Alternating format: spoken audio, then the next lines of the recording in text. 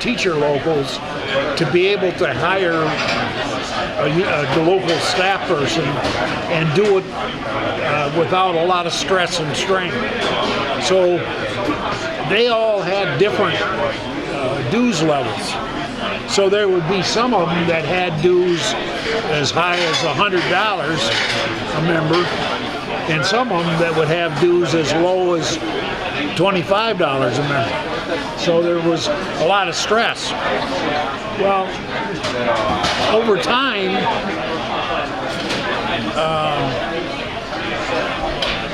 the president and I would get the organization to hire a staff person, and if they hired a minority or a woman, we took a proposal to the board three times, and the board rejected it in the beginning 2 or 3 times. But finally, they approved it so that if they'd hire a minority or a woman, they would get maybe 3 times as much help or 2 times as much from this dollar support help for doing that as they would if they hired some white male. And over time, that really did. The good old American dollar broke down the value system that was working on the other side of it. Hiring women, though. Hiring women. Right. And that's okay. So I don't. It was really kind of interesting, and the staff had a local union, and the staff union they almost struck one time because I wanted them to.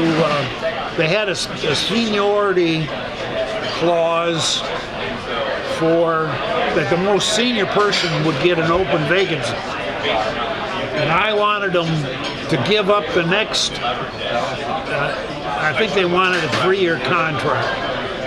And I wanted them to give up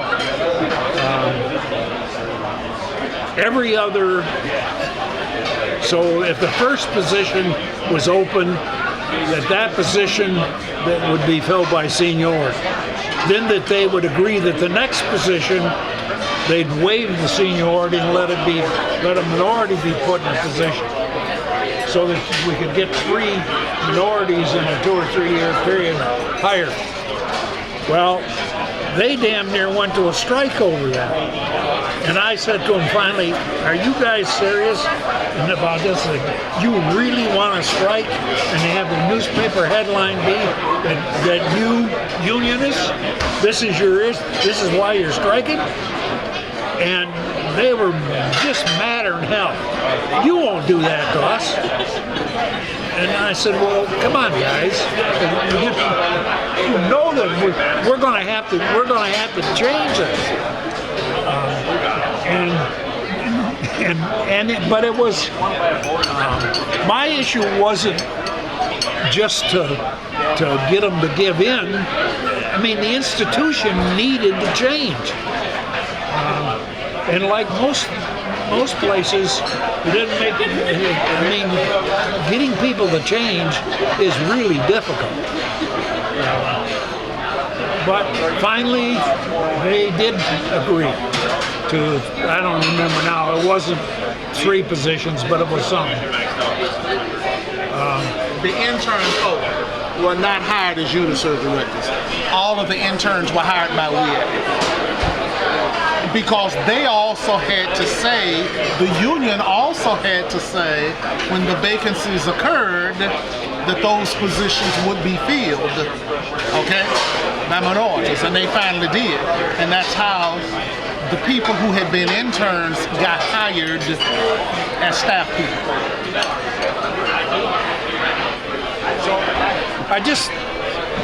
My point, I think change is hard for everybody. That's my basic point about this. But I think everybody thinks that that unions haven't had struggles like this. They've gone through many of the same struggles that other groups have.